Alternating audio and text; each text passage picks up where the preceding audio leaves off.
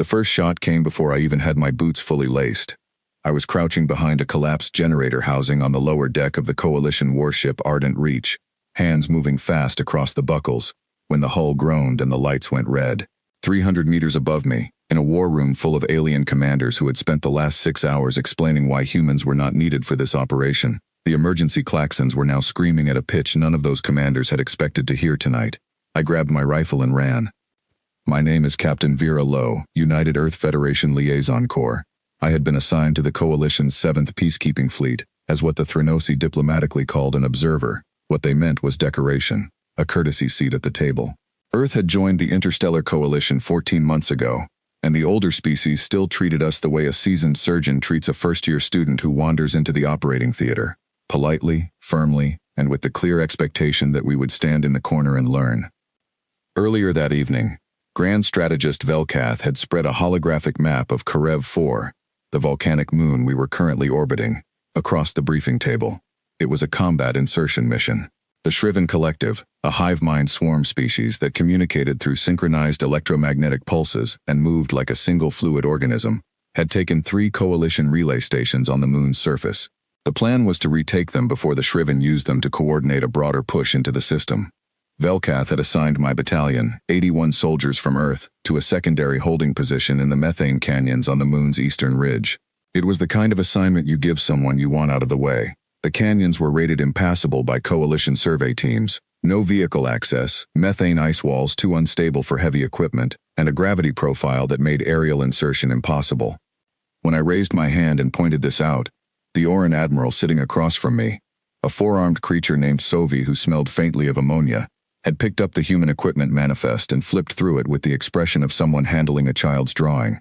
Ballistic rifles, chemical explosives, personal sidearms, no energy shielding, no gravity lances, no phase disruptors. He had set the manifest down and said very calmly, "That isn't a weapon." He meant all of it, the entire list. He looked at our equipment the way you look at a kitchen knife when someone tells you it is meant for surgery. I had said nothing. I had smiled, nodded, and gone back to my bunk to brief my people. Now the ship was under attack. The hull was compromised on 3 decks, and my 81 soldiers were the only combat-ready unit not currently pinned down by a boarding action on the upper levels. I found Sergeant Dominic Farr at the junction of Corridor 7 and the maintenance shaft, already directing people with the calm efficiency of a man who had been in worse situations and survived them all through sheer refusal to panic. Dom was 31 years old, built like a freight hauler, with a habit of doing all his tactical math in his head faster than most people could enter it into a computer. "They came through the coolant intakes," he said, not looking up from the corridor map he was sketching on the wall with a grease pencil. "Shriven drones, maybe 40 units, cutting toward the reactor core. Coalition security teams are jammed up on Deck 6. How long before they reach the core?" 11 minutes, maybe 9. I looked at the corridor map. "Seal Deck 5, route them here." I tapped a junction point. "This shaft narrows to 2 meters, single file." Dom looked at me. Then he looked at the map. Then he drew a triangle connecting 3 positions and said, "Yup." We moved. The Shriven drones were not large, individually. Each unit was roughly the size of a human torso, all hard black shell and fast-moving articulated limbs, coordinated through that electromagnetic pulse network so that 40 of them moved and thought and responded as one organism. They were efficient. They were fast. In open space or a wide corridor, they were devastating. But humans have been killing things in tight spaces since we were dragging flint blades through cave systems, and we know, instinctively, what narrow terrain does to a larger force. Private Ona Webb, 22 years old and 5 months out of basic training, was the one who noticed the ventilation geometry first. She pulled me aside and whispered that the shaft we were funneling the Shriven toward had a crosscut from the secondary coolant line, and if she could get access to the flow regulator, she could drop the temperature in that section by 60 degrees in under 3 minutes. I asked her how she knew that. She held up the ship's engineering manual, a physical copy, paper, which she had apparently been reading in her bunk because she found it interesting. I told her to do it. She was gone before I finished the sentence. 2 minutes and 40 seconds later, the methane coolant from the secondary line flooded the junction shaft, and the temperature plummeted. The Shriven drones, which operated on a biosynthetic nervous system calibrated for moderate temperature ranges, began to slow, not stop, slow. 9 seconds is what that bought us. 9 seconds, in the corridor behind those slowing drones, was enough for Corporal Pete Aldridge and his 4-person team to position themselves, overlap their fields of fire at a 30-degree angle, and begin cycling through controlled, disciplined bursts on a 6-second rotation to manage barrel heat. The drones could not redirect. The corridor was too narrow. They were one organism trying to turn around inside a pipe. It took 4 minutes to clear all 40 units. When Coalition security finally reached Deck 5, weapons drawn and shields up, they found us stacking disabled drones in a neat row along the wall.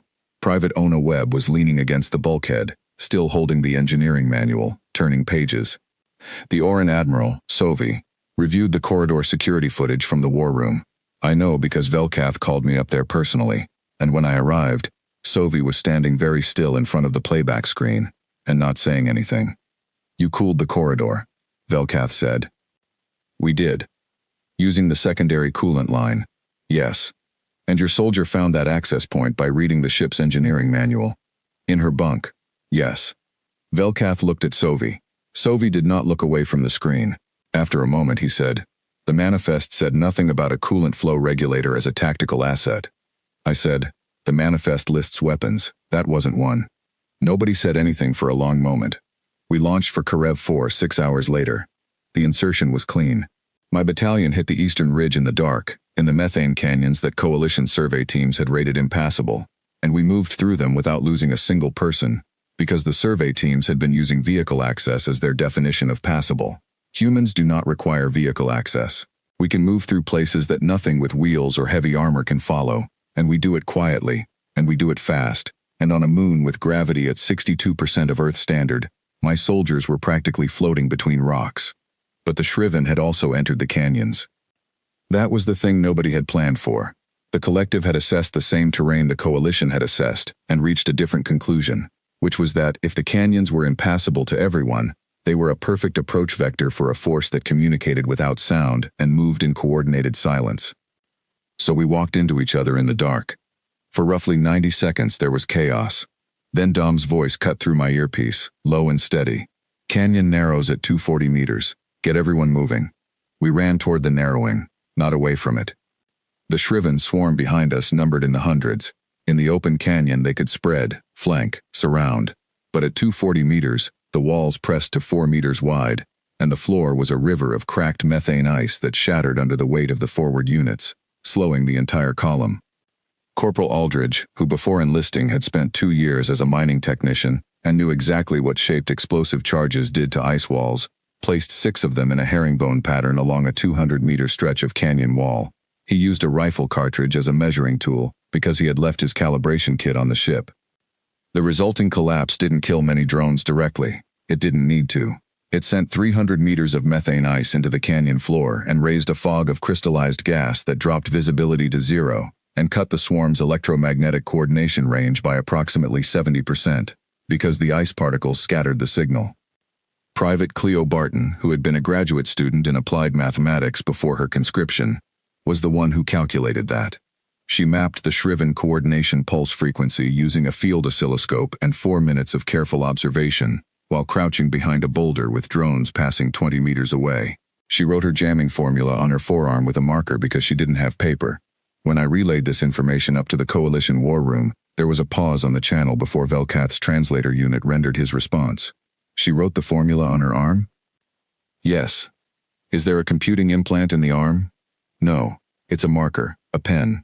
Another pause, longer this time. We broadcast Cleo's jamming pattern from our portable array, and the swarm ahead of us stopped. Not slowed, stopped. 11 seconds of complete hesitation as the signal that held them together fragmented. In those 11 seconds, Private Lena Frost did something that should not have worked. Lena was our communications specialist. She was 24 years old and had, before this deployment, never been in live combat. She was also the person who had noticed, during the approach march, that the canyon walls reflected sound in a very particular way, almost like a speaking tube, so that noise from one end traveled with unusual clarity to the other. During the 11-second window, she broadcast a recorded audio file through her portable comm unit at maximum amplitude. It was the sound of a large human combat force approaching from the opposite direction, not a weapon, not a tactic they would have found in any military manual the Shriven had access to, just sound, human voices shouting, boots on rock, weapons clacking, broadcast through a terrain feature that amplified and spread it in every direction. The Shriven did not understand what screaming meant, culturally. but they had been fighting humans for 6 hours and had learned that screaming and the presence of armed humans were correlated events. Their hive mind, already fragmenting from Cleo's jamming, processed the audio as evidence of a second force and began redirecting units toward it. They turned away from us and moved toward a sound. We moved into the space they had vacated. Dom gave me a look over his shoulder that I had learned, in 8 months of working with him, meant he was deeply entertained but maintaining professionalism. I kept my face neutral. The primary Shriven wave hit our position 40 minutes later. It was not subtle. 3,000 units, the full coordination network re-established, moving fast and organized through the canyon toward our location. Coalition sensors on the warship above tracked it, and Velkath's voice came through my earpiece with what I recognized as the Thranosi vocal register for concern. Captain Lowe, you have approximately 4 minutes before the primary wave reaches your position. Coalition reinforcement is not possible in that time frame. What is your status? I was standing at the entrance to a 200-meter stretch of canyon that my people had spent the last 90 minutes preparing. Methodically, between firefights, in the dark. We're ready, I said. What we had done to that canyon was not elegant. It was not the product of advanced technology or alien engineering. It was the product of 41 soldiers who were tired and scared and deeply unwilling to die, applying every piece of knowledge they had ever accumulated to a problem with a very short deadline. Pete Aldridge had seeded the canyon floor with impact-fused anti-personnel devices, spaced and angled to strip mobility from anything moving through the center.